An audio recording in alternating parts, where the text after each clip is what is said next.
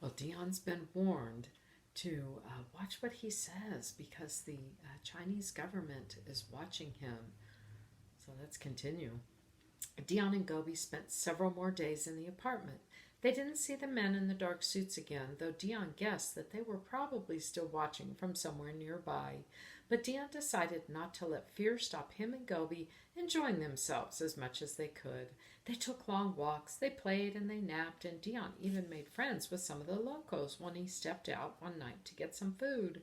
But finally, they were ready to go. Kiki had been working her magic and they were flying to Beijing the next day.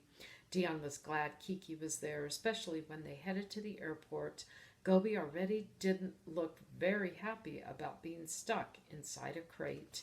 Dion hated to think how she'd look after a 3-hour flight spent in the cargo hold. We don't have a choice, Kiki had explained to Dion. There's simply no way Gobi can fly in the cabin with you. Dion knew that was true. Here in China, they were oddly suspicious of dogs. Some people had even crossed the street when they had seen him out walking with Gobi. Kiki was right. They would never let Gobi fly with him. Take care down there, Dion told Gobi as he settled her into the crate.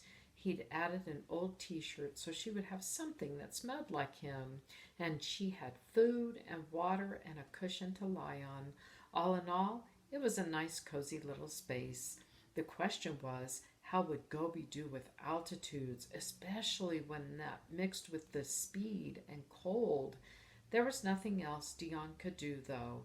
To get back home, they would have to fly from either Shanghai or Beijing, and that meant flying to one of those two cities first. Besides, he decided that it was better to know beforehand how Gobi would handle being on a plane. This way, if there were any problems, he and Kiki could figure out ways to help Gobi handle traveling better when it was time to finally leave China. Gobi whined and whimpered. She did not like this at all. The crate itself was not so bad. She was used to being able to roam at will, but at least there was enough room to turn around in here, and it had a comfy bed and food and water. And the tall man, her person, had put one of his shirts in here so it even smelled like him. But she did not like being in this busy, noisy, smelly, crowded place. There were just too many people, and she couldn't run and hide.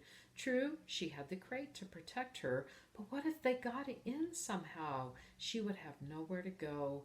Then some men put her crate on a strange shelf that moved, and it carried her away. The tall man and the nice lady disappeared, and everything was dark. That passed eventually, and Gobi found herself in a large, noisy room that smelled of metal. All the people here were rushing around, and some of them grabbed her crate and moved it onto a covered cart that drove out onto a big open space, and Gobi barked when she saw the sky again.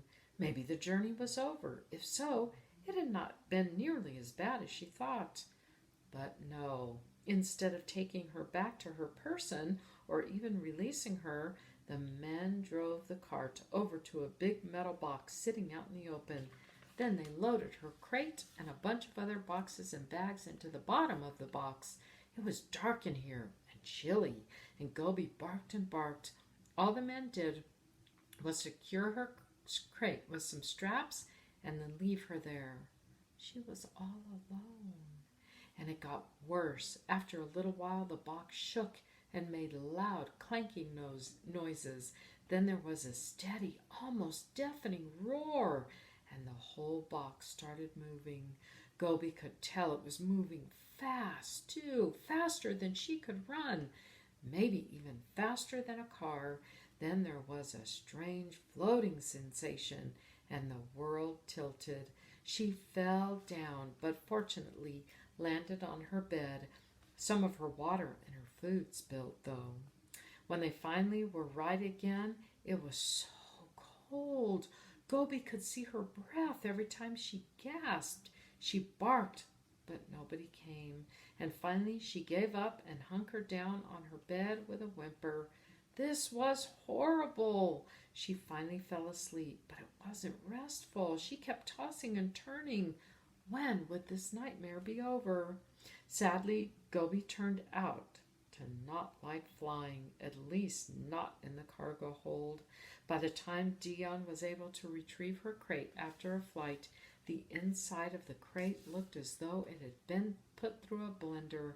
The water bottle had been smashed, the leash had been chewed through, the food was scattered everywhere, and Gobi was snapping and shivering and staring wide-eyed all around her. That was probably her first flight ever, Dion realized, as he spotted Kiki by the door and waved.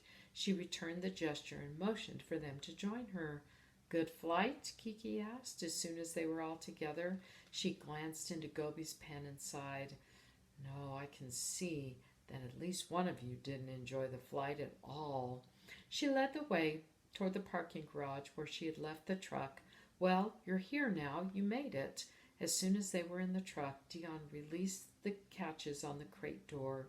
Gobi leaped into his arms, and he held her and petted her shivering until her shivering stopped. You're okay. You made it. It's all right. But of course, he knew this was really just the beginning of their journey. I've got a space all set up for her, Kiki promised, as she drove out of the airport parking lot and onto the streets of Beijing. She'll be comfy, I promise. And I'll be here in Beijing the whole time. I'll stop by to see her every day, even if I'm not in the office that day. Gobi had to spend the next month here in Beijing while they got another round of medical approvals and waited for permission to take her out of the country completely. She would be staying at Kiki's kennel, and Dion knew that she would take good care of her. He smiled at Kiki, reached over, and ruffled the little dog's fur. It was obvious that Kiki loved animals, and clear that she already liked Gobi in particular. And Gobi liked her too. The little dog licked her hand, which made Kiki laugh. They would be fine together, he was sure. That didn't make leaving the next day any easier, though. It broke Dion's heart when he said goodbye to Gobi. She obviously knew something was up because she whimpered and whined and pressed against his leg as if she was urging him not to go. I'll be back, I promise, he told her, scooping her up for one final hug. You'll stay with Kiki for a month, then I'll come get you and we'll head home. Except that they wouldn't be able to go straight home.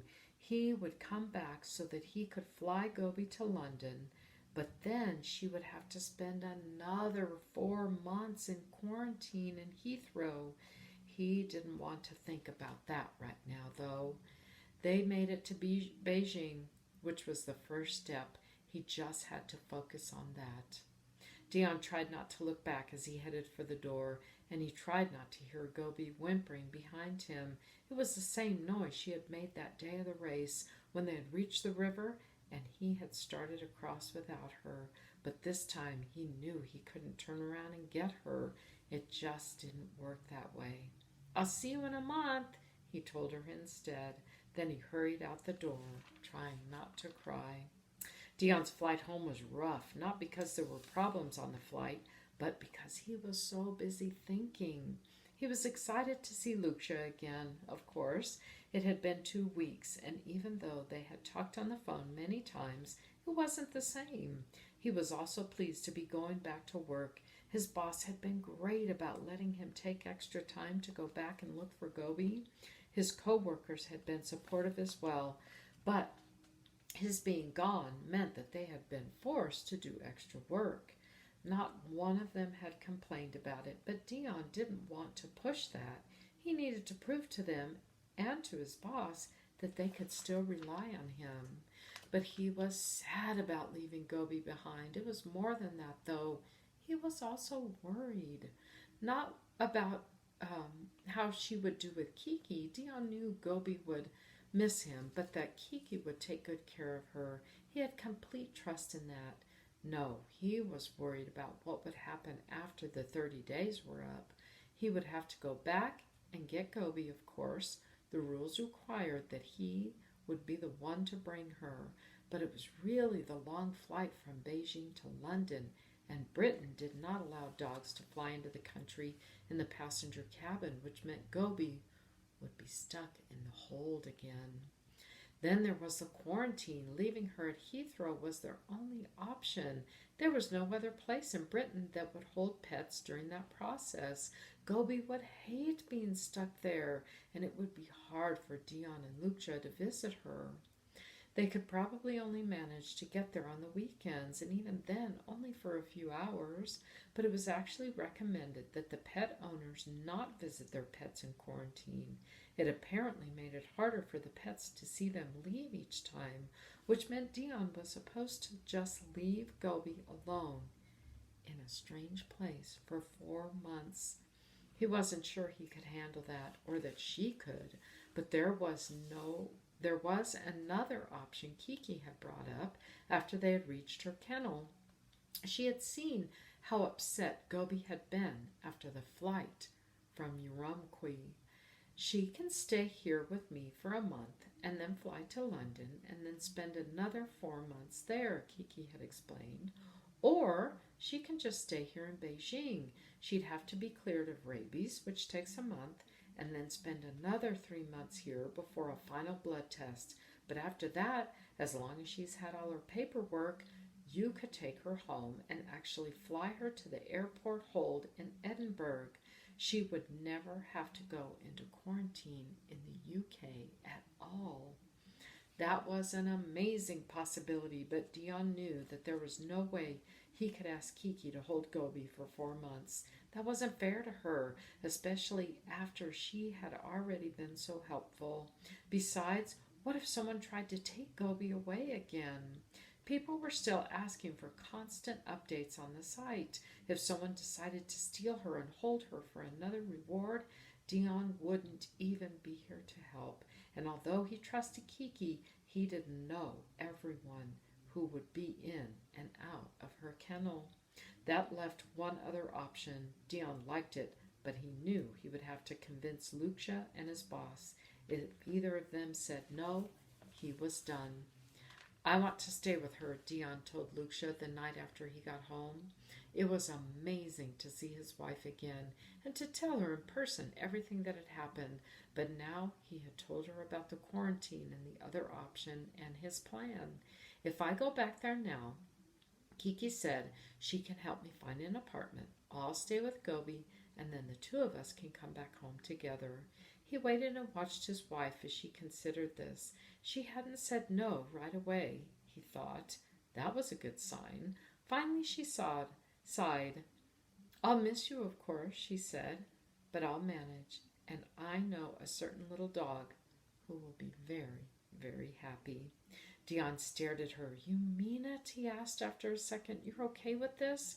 Lucia laughed and hugged him. We've been married for years, she pointed out. I think I'll survive without you for a few months. But for Gobi, that's practically a lifetime. She needs you more than I do. And then you'll bring her home and we'll all be together for good. She kissed him. So yes, I'm okay with it.